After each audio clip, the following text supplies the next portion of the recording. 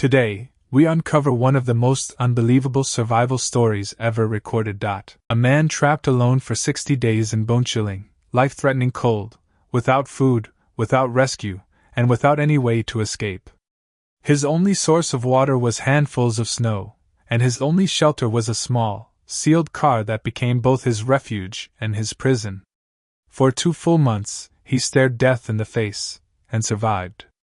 This is not fiction. This is a true story so intense, it will leave you stunned. Watch this video till the very end to discover how he endured the impossible. And before we begin, don't forget to subscribe to the channel. It's free for you, but it helps us bring you more incredible real-life stories like this.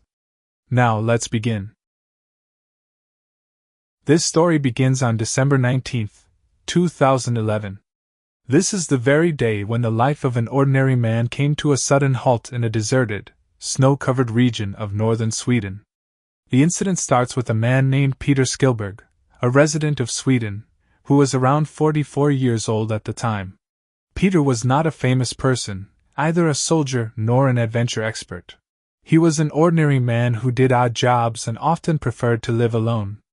Amidst that ordinary life, he was traveling from one place to another in his car, unaware that this very journey was about to become the most dangerous turn of his life.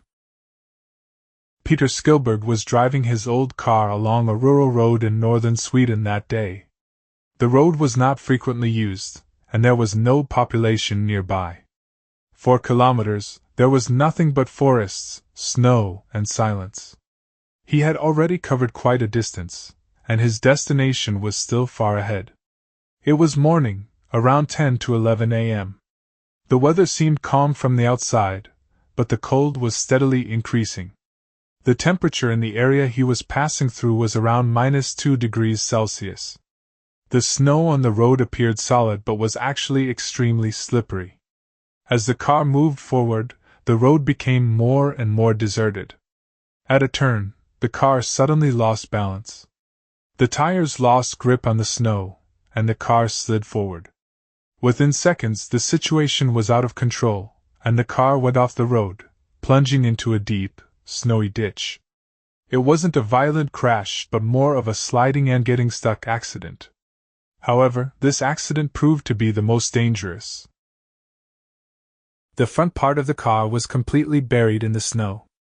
The wheels were spinning, but the car wouldn't move.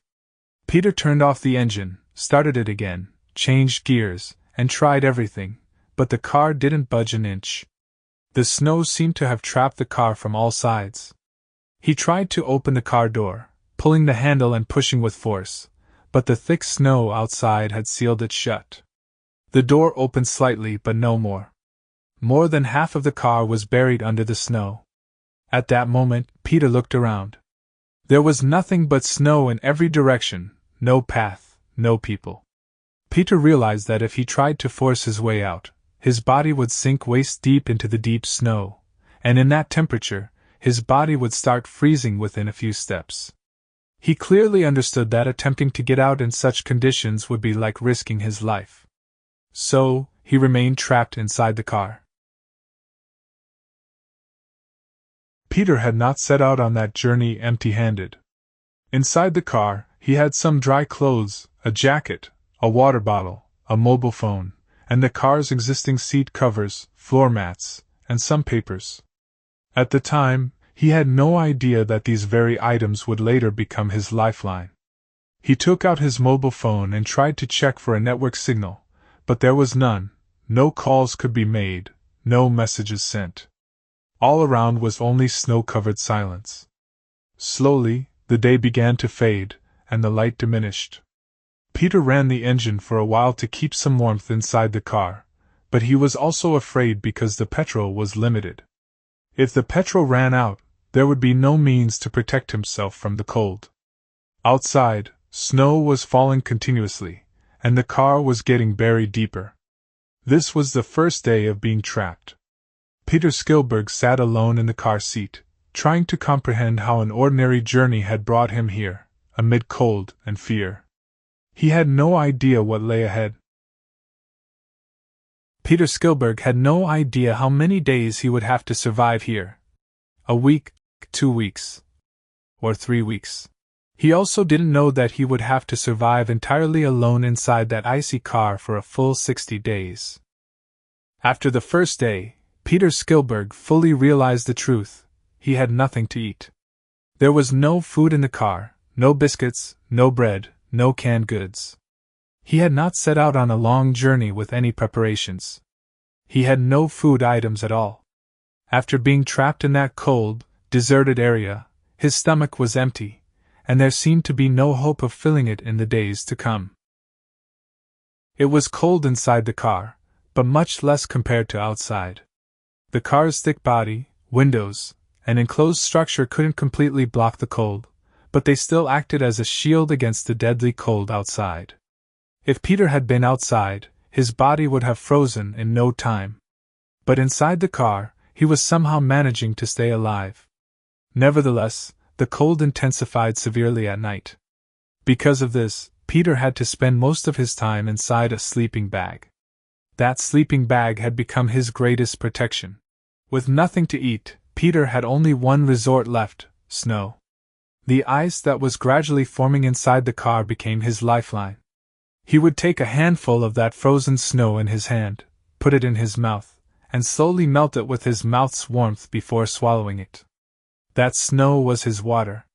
For many days, his body relied solely on that. No solid food, no strength-giving items, just cold and whiteness. Peter began using whatever items were inside the car with complete intelligence. Seat covers, floor mats, old clothes, whatever he could find, he wrapped around his body to retain a little warmth. The sleeping bag kept in the back had now become his entire world.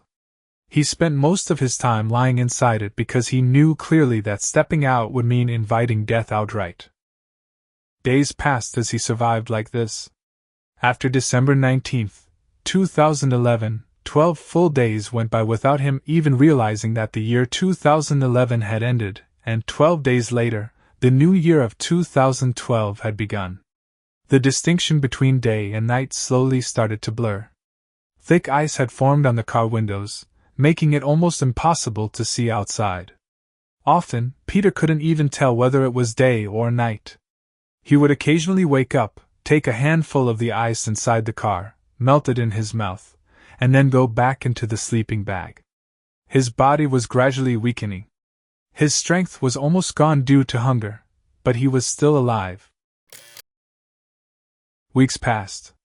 Peter's weight began to drop rapidly. There wasn't much strength left in his body. At times, he felt dizzy. At times, darkness would cloud his vision. Yet, he did not leave the car. He knew that staying inside the car was his last hope. That thick car body and that sleeping bag were keeping him at a slight distance from death. About 30 to 40 days had passed. Surviving for so long without food, relying only on snow, was nothing short of a miracle. Peter spent most of his time sleeping or lying in a semi-conscious state so that his body would use minimal energy. Sometimes, he lay completely still, as if there was no life left in his body. Around 50 days, his condition had become extremely critical. His body had weakened so much that he barely had the strength to move. Still, he did not give up. He did what he could, staying inside the sleeping bag, hiding inside the car, and relying on snow as his only support. Throughout these 50 days, Peter Skilberg did not leave the car. How could he? All the car doors were completely frozen shut with thick ice, impossible to move, and the windows were so strong that his weakening strength made breaking them impossible. And he never got anything to eat. Only snow, only cold, and only the will to live. He still didn't know if help would come, but he was still breathing, inside that car, in that icy silence.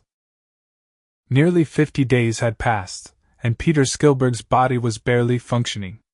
Strength was almost gone. His hands and feet were mostly numb, and at times, he couldn't even tell whether he was awake or unconscious. Hunger had hollowed out his body from the inside, and the merciless cold of northern Sweden had gripped him from the outside. Yet he was still breathing. He himself didn't know how many days he had been trapped there. He couldn't even remember the last time he had properly opened his eyes. He only understood that if he didn't move much and kept his body completely still, he might survive a few more days. Time moved on at its own pace. This way, about 55 days had passed. The outside world remained busy with its daily routines, but inside that icy forest, everything was frozen like a still picture, only whiteness, silence, and freezing air. A short distance from the road, amidst dense trees, Peter's car was now almost completely buried in snow. The layer of snow had become so thick that from a distance, it was impossible to tell that there was a car there, and even more impossible to believe that a human being was still alive inside it. Peter spent most of his time lying inside his sleeping bag. The strength to move was almost gone. At times, his breathing became so faint that he felt everything might end right there. He would lie motionless for hours, as if his body had completely shut down to save itself. He had no sense of day, night, or date. Only his body's condition clearly indicated that he had reached his very limits. And in this state, time kept slipping forward. This way, a full 60 days had also passed. For Peter, every breath was nothing short of a miracle. But fate had something else in store. This place was not meant only for death. Sometimes, this very icy silence brings a ray of hope. On the morning of February 19, 2012, some people were passing through that area on snowmobiles. This was not a common route. It was an area where no human presence was seen for months during winter. These people had gone out for a recreational snow ride, but they had no idea that they were about to encounter a living miracle of history. As they moved along, their eyes fell on a strange mound of snow. The mound looked slightly different from the surrounding snow. Suspicious, they stopped and went closer to investigate. After removing some snow, they saw part of a car. At first glance, they thought it must be an old abandoned vehicle that had probably been buried in snow months ago. But as they removed more snow, they sensed slight movement inside. This made their hair stand on end. On February 19, 2012 itself, the police and rescue team were informed about this. Within a few hours, the police and rescue team reached the spot. Heavy snow was cleared. Struggling with the frozen doors, they somehow reached the car. Peter was brought out in the same condition he had been in for the past 2 months. His body had almost given up, but he was still breathing. Later, doctors confirmed that Peter had survived for about 60 days without any solid food, relying only on snow and the residual energy of his body. He was immediately taken to the hospital. Initially, everyone feared that his body might not be able to endure anymore. But with treatment, his condition gradually stabilized. When the news reached the world that a man had survived inside a snow-buried car for 2 months, everyone was astonished. For doctors, it was a medical miracle. For ordinary people, it was the greatest example of human willpower and hope. Friends, just imagine, can a person survive for 2 months relying only on handfuls of snow? Most people would say no. But Peter survived. Because when the Almighty doesn't call someone before their time, even death can do nothing. This story tells us that if human determination and fate come together, life can triumph even in the most impossible circumstances. This wasn't just a story, it was a battle between life and death. If this moment gave you chills, hit like, share it, and join our community by subscribing. Because the next true story won't just entertain you, it will leave a mark.